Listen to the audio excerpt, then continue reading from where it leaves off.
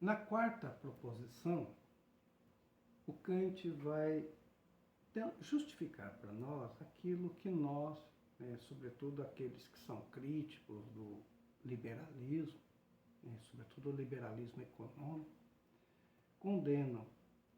O Kant vai falar de um antagonismo que existe no interior de cada sociedade.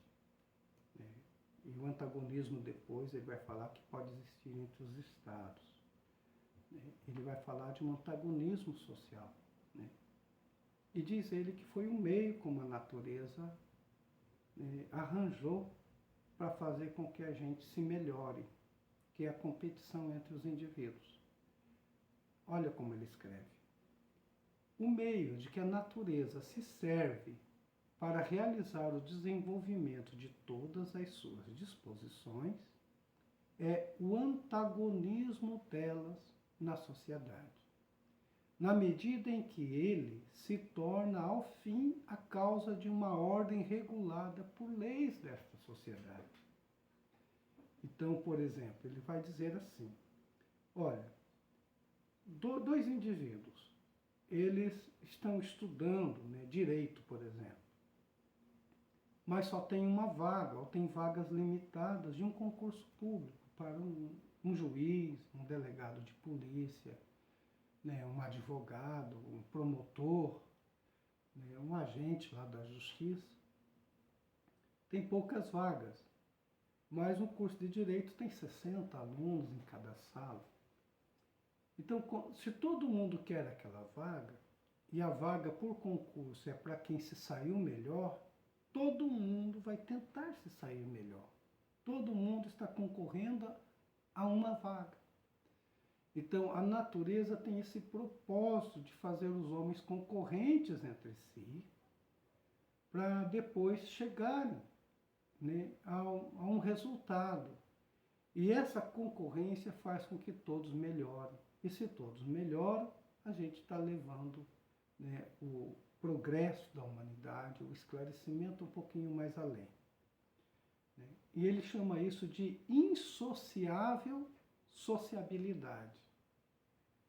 Eu entendo aqui, por antagonismo, a insociável sociabilidade dos homens, ou seja, sua tendência a entrar em sociedade que está ligada a uma oposição geral que ameaça constantemente dissolver essa sociedade. Então, ao mesmo tempo que a gente tem uma amizade num grupo que está ali estudando a mesma coisa, mas que vai concorrer futuramente com as mesmas pessoas, ali a gente tem, vivenciando no mesmo período, uma amizade e uma desamizade. Uma sociabilidade e uma insociabilidade.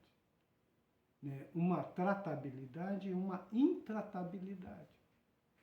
Então, ao mesmo tempo que somos amigos, somos inimigos. Porque na competição capitalista, aquele que é vencedor coloca o outro como perdedor. O Kant está dizendo, esse é o propósito que a natureza tem. Então, de um lado, aqui vocês percebem que ele está naturalizando que uma sociedade capitalista é em sua essência, que é a competição. Competição de mercado, competição, enfim, qualquer competição. Que faça com que as pessoas não fiquem acomodadas, porque nada vai ser dado para elas, elas têm que se lançar à conquista de algo. Então ele diz, associar e separar. O homem tem uma inclinação para associar-se, porque se sente mais como homem num tal estado. Se sente seguro, se sente protegido, pelo desenvolvimento de suas disposições naturais. Mas ele também tem uma forte tendência a separar-se, a isolar-se. Então, ao mesmo tempo que ele tem uma tendência para a sociabilidade, ele tem uma tendência já junto com isso para a insociabilidade. A natureza fez o homem assim. E isso aqui vai levar o homem ao progresso. Porque ele diz o seguinte, sem aquelas qualidades da insociabilidade, ou seja, da concorrência que as pessoas têm entre si, em si nada agradáveis, das quais surge a oposição que cada um deve necessariamente encontrar as suas pretensões egoístas. Porque se eu estou estudando para conquistar uma vaga, eu estou pensando em mim. Eu quero e irei com certeza se eu passar em primeiro lugar. Se eu passar em alguma vaga, for aprovado, eu possivelmente não renuncio a essa vaga em favor de ninguém. Né? Todos os talentos permaneceriam eternamente escondidos. Então Kant está condicionando aqui, né, a melhoria, ao esforço pessoal, a necessidade de concorrer, a necessidade de poder existir no mercado de trabalho, né, que é da essência aí da competição capitalista, no mundo do trabalho. Vence o melhor. A gente acredita que seja assim. Vence o melhor, aquele que chegou. O único problema aqui é que Kant, assim como muitos capitalistas, esquece da igualdade de condições no ponto de partida. Né? Ele esquece disso. Ele esquece que os sistemas educacionais podem ser falhos assim para muitas pessoas, né? Que a gente não tem a igualdade de formação. Mas como aqui ele está colocando apenas na responsabilidade do indivíduo, que teria razão, competência para ir atrás disso, né, ele escapa dele essa questão social de exclusão dentro do próprio sistema de competição, dentro do próprio sistema de formação. Né, que em si, se todo mundo se formasse, não haveria essa necessidade de competição. Mas ele quer privilegiar isso. Né? Então ele chama isso de a grata intratabilidade. E chega a dizer isso aqui, ó, que a gente deve agradecer à natureza por nos ter colocado neste tipo de coisa, nesse tipo de competição. Olha só.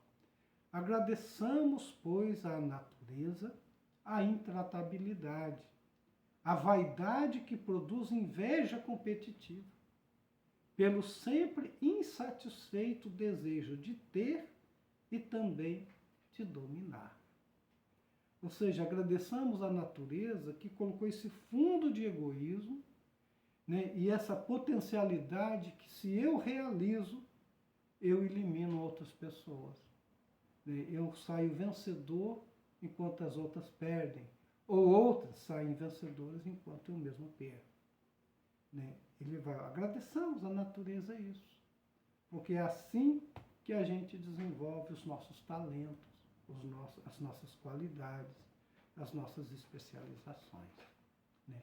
Sem eles, todas as excelentes disposições naturais da humanidade permaneceriam sem desenvolvimento no solo eterno. Então, se a gente não tivesse uma competição, se a gente não soubesse de pessoas que querem estar no mesmo lugar que a gente está almejando, a gente não se esforçaria muito, acredita ele. Né? Para que eu vou estudar tanto se a vaga já é minha? Né? O homem quer a concórdia, mas a natureza sabe mais o que é melhor para a espécie, para a humanidade. Ela quer a discórdia. Então ela faz os seus indivíduos ser competidores entre si, mas no fundo, a natureza unifica todo mundo neste propósito, coloca todo mundo ali, se debatendo com todo mundo para encontrar um lugar ao sol. É isso que o Kant está dizendo. Né? Aí vamos à quinta proposição. Né? A quinta proposição aqui, olha só, né? Ele vai, já que os homens são egoístas, competem entre si, tem que ter algo que discipline esses homens, né? Que contenha esse alvoroço, nessa voracidade que o homem tem de chegar, né, prioritariamente ele num determinado local, né, num determinado lugar, num determinado posto na sociedade. Ele diz assim: o maior problema para a espécie humana, a cuja solução a natureza a obriga, é alcançar uma sociedade civil que administre universalmente o direito. Então, por exemplo, somos competidores. Mas chegar a uma lei que diga para mim, olha, não é a lei do mais forte, não é a lei, é a obediência a um concurso, com leis claras, né? Chegar a esse direito que lhe dê por justiça o primeiro lugar quando você fez o possível para ser o primeiro lugar, né? Chegar aí a uma situação em que haja administração universal do direito, esse é o maior problema do homem. Então, de um lado, Kant está pensando nessa livre concorrência dos homens, mas até essa concorrência tem que ser regulamentada. São as regras do jogo, às quais todo mundo deve obedecer. Então, de um lado, o homem é livre, e de um outro lado, ele precisa de coerção. O Kant aqui é muito claro de dizer que a lei é coerção. A lei é um cerco à liberdade que esse homem tem na sociedade civil. Uma sociedade na qual a liberdade, sob leis exteriores, encontra-se ligada no mais alto grau a um poder irresistível, ou seja, uma constituição civil perfeitamente justa, deve ser a mais elevada tarefa da natureza para a espécie humana. O que é complicado, porque se de um lado ele coloca a questão da competição, a questão da competitividade entre os homens, né, essa concorrência que os homens têm, e ele sabe que se isso não for bem regulado, vai dar no que deu, né, propriamente, né, classes sociais, uma mandando sobre as outras, o Kant está dizendo, o mais difícil aqui é ter uma constituição civil, um Estado de direito que faça esses homens concorrentes, em si lobos, em si inimigos uns dos outros, né, que eles sejam concordes e que haja de fato uma justiça, né, o que a gente chamaria de justiça social, né, uma constituição civil perfeitamente justa. Essa é a tarefa maior do homem. Então Kant, de um lado, está colocando a questão da competição, mas ele está preocupado também com a existência da justiça nessa sociedade. E o que é a lei para o Kant? A lei é um cerco. A lei ela é uma força de coerção. Apenas sob um tal cerco, como o é a união civil, as mesmas inclinações produzem o melhor efeito, assim como as árvores. E aí ele vai usar as árvores como metáfora. A lei, então, é um cerco. A lei é o que vai fazer com que todo mundo se discipline e tenha um crescimento uniforme. Aqui, das árvores, é uma metáfora que o pessoal normalmente gosta de olhar. Assim, se uma árvore ela está sozinha, isolada no campo, ela cresce não só para cima, como também para os lados. Ela vai ter uma copa frondosa, né, galhos espalhados, como um jatobá, um pé de pequi, né, enfim. A árvore ela pode se retorcer, ela não tem limites, então ela pode, como uma mangueira, por exemplo, ela pode ser bem frondosa, né, ocupar um grande espaço, um quintal inteiro. Agora, compara uma mangueira, um pé de pequi, um pé de jatobá, um jequitibá, a uma plantação de eucalipto. Você planta um eucalipto a cada 2 metros, um longe do outro. Todos eles, se forem plantados na mesma época, no mesmo dia, eles vão crescer uniformemente em busca da luz do sol. Não vão soltar nenhum galho do lado. Por quê? Porque é essencial para cada eucalipto a luz do sol. Então eles vão crescer retos. Crescendo retos, eles são mais aproveitáveis. Você vai ter madeira que pode fazer esteio de casa, telhado de casa, pode fazer cercas, até traves de gol, que são retas. Então compare uma plantação de eucalipto com um campo onde tenha árvores que são livres para crescer dos lados e assim por diante.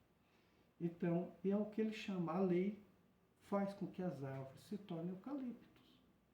É o cerco. É assim que o homem existe, limitado por leis, que vai fazer com que ele cresça uniformemente junto com os outros indivíduos, para o bem de toda a plantação do eucalipto. Então, essa insociabilidade para o Kant é necessária.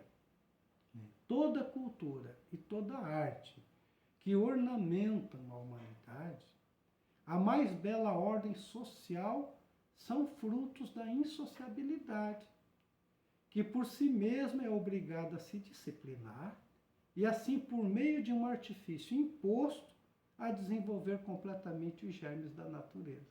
Voltando aqui à ideia da plantação de eucalipto. Olha, não vai ter jeito. Qualquer pé de eucalipto, ou ele cresce ou ele morre sufocado. Então ele vai crescer igual que os outros à procura da luz do sol. Isso que o Kant está chamando de insociabilidade. Necessária porque faz com que todo eucalipto cresça e depois, mais tarde, vai ser aproveitado como tronco para muitas coisas, sobretudo para a construção civil.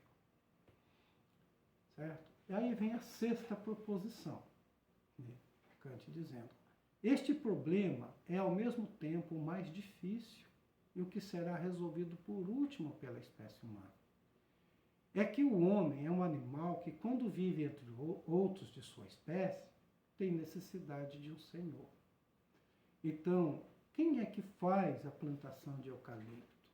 Quem é que determina que a cada 2 metros tenha um pé? Esse que determina é exterior aos homens, é uma autoridade, né? É o que a gente chama assim de um governo, né? É um senhor externo. Então, cada eucalipto tem necessidade desse senhor externo. Cada homem tem necessidade disso. Então, ele é um animal que, quando vive entre outros de sua espécie, tem necessidade de um senhor.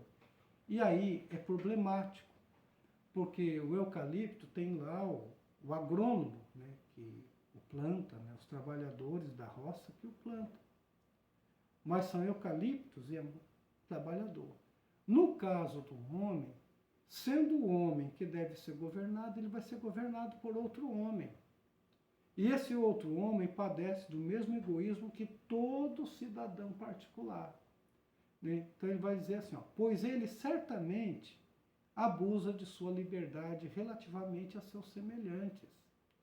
E se ele, como criatura racional, deseja uma lei que limite a liberdade de todos, sua inclinação animal egoísta o conduz a situar-se onde possa. Então Kant está dizendo assim, ó, é próprio do homem um determinado egoísmo que eu goste das leis para os outros, mas eu sempre me acho uma exceção à regra. Então, todo mundo pode estar numa fila de banco, mas eu sou melhor do que eles, eu não preciso, eu quero que não exista fila para mim. Né? As pessoas têm a obrigação de cumprir certos deveres, eu não preciso cumprir tantos deveres. Então, o homem quer ser sempre uma exceção à regra, uma exceção à lei. E nesse sentido aqui é o egoísmo natural desse homem. E ele precisa de um disciplinamento nesse sentido. Quem é que vai fazer isso? Um governo. Né? Então, e ele diz, mas de onde que eu vou tirar esse governo? Né? De onde tirar esse senhor? De nenhum outro lugar senão da espécie humana. Um governo sobre os homens é tirado de entre os homens, de dentro de uma sociedade. E eles também padecem de também ser controlados. Quem vai controlá-los? A lei. Né? Mas este é também um animal que tem necessidade de um senhor. Então, não só os homens governados têm necessidade do seu governo, mas ainda o governo tem necessidade de um governo. Quem vai governar? Né?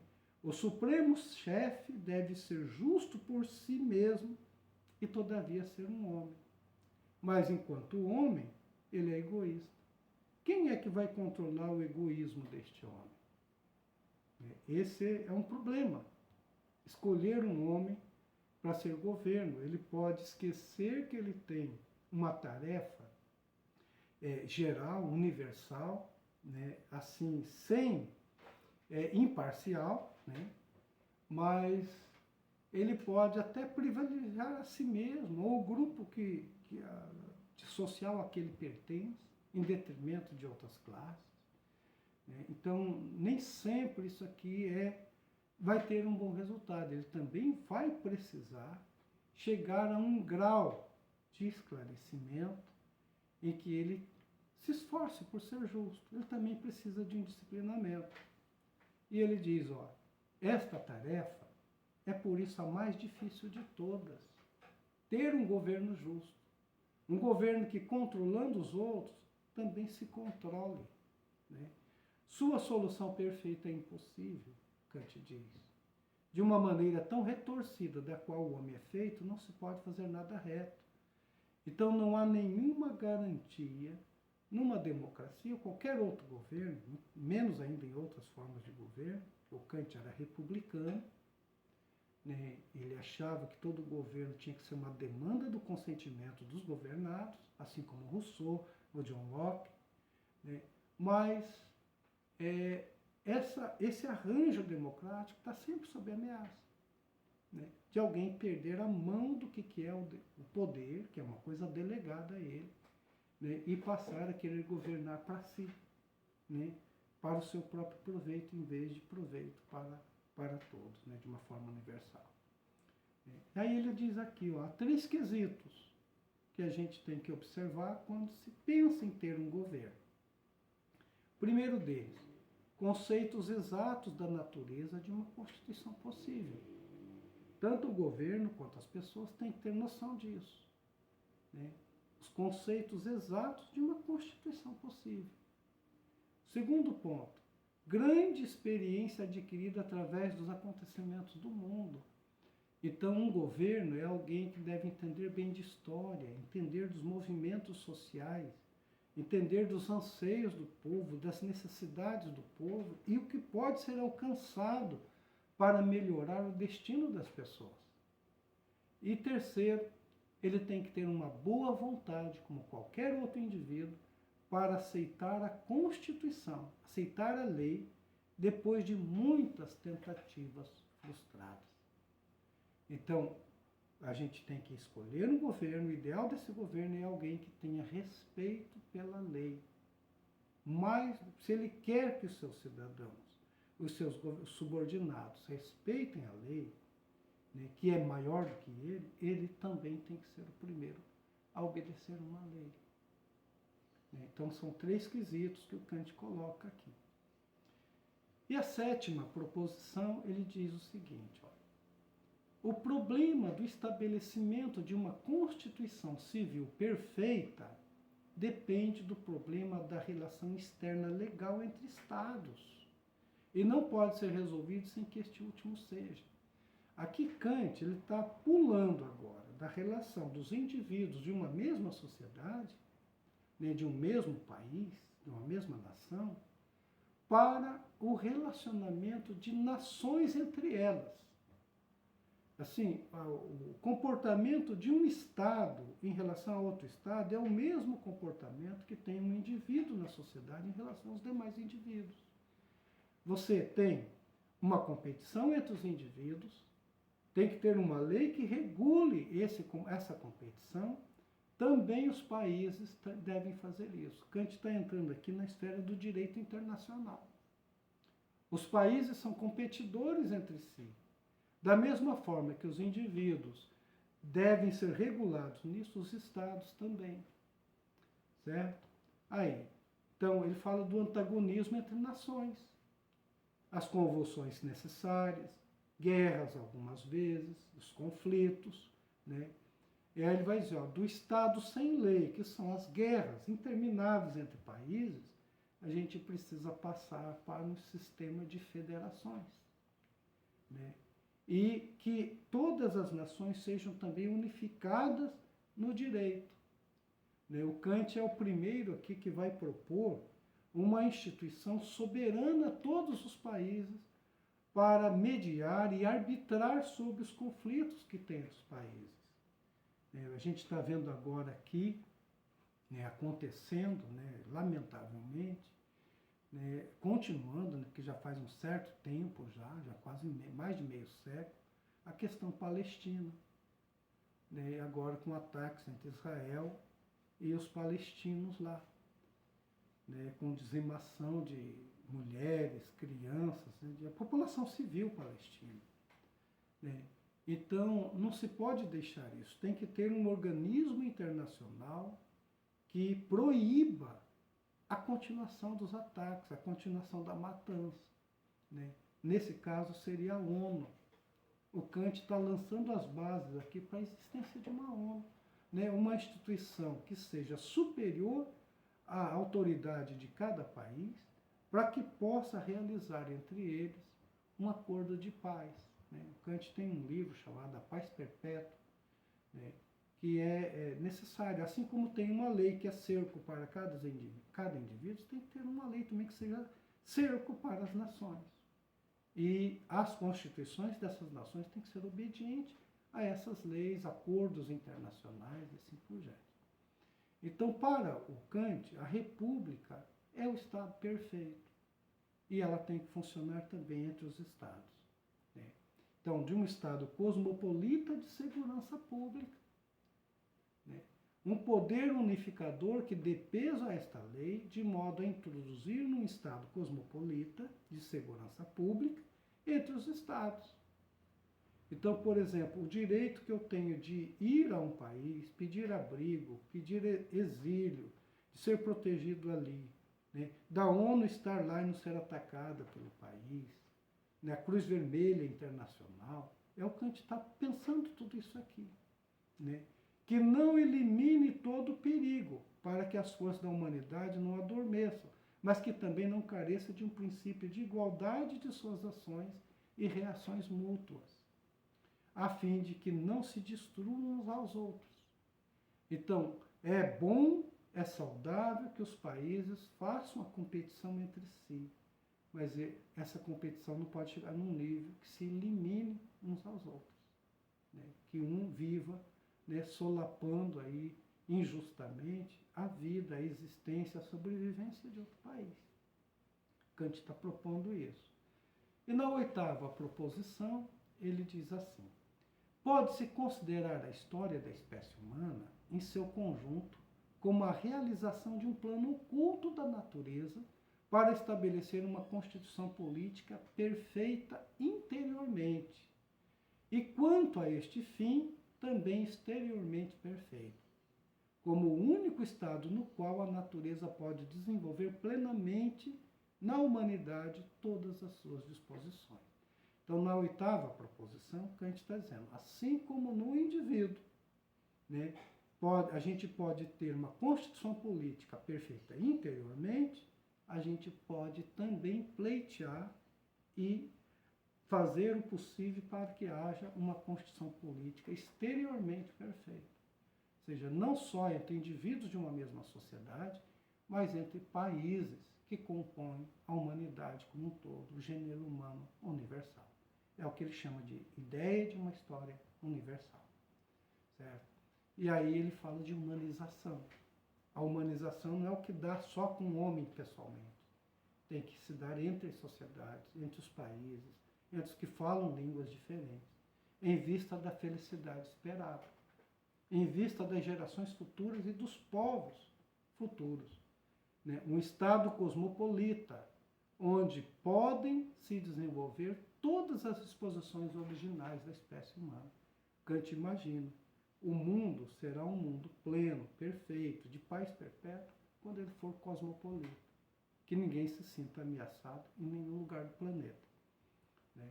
E na 9ª proposição, para a gente encerrar, o Kant diz, uma tentativa filosófica de elaborar a história universal do mundo, segundo um plano da natureza que vise a perfeita união civil na espécie humana, deve ser considerada possível e mesmo favorável a este propósito da natureza.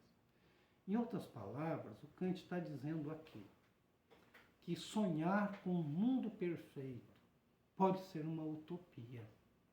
Pode ser assim que alguém diga, não, é uma ingenuidade do filósofo querer que as coisas sejam perfeitas, que as sociedades funcionem, que haja justiça social, que haja justiça entre os países. Isso pode ser uma utopia de um mundo melhor.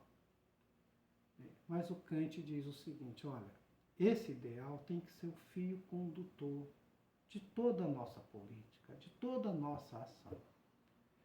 E o sonho pela utopia é legítimo. A gente pode dizer, é uma utopia, mas sonhar com utopias é um direito. É legítimo sonhar. Né? Então ele diz, ó, como nossos descendentes longínquos irão arcar com o fardo da história que nós lhe deixaremos depois de alguns séculos. Então, o Kant termina esse texto maravilhosamente. Diz, olha, tudo isso aqui pode parecer um sonho pela frente, mas é necessário a gente sempre sonhar com um mundo melhor, né? Com pessoas vivendo num mundo justo, né? Que as pessoas possam competir, sim, mas que essa competição não seja o extermínio de nenhuma das partes, que todo mundo tenha seu lugar. Sonhar assim é legítimo. Muito obrigado.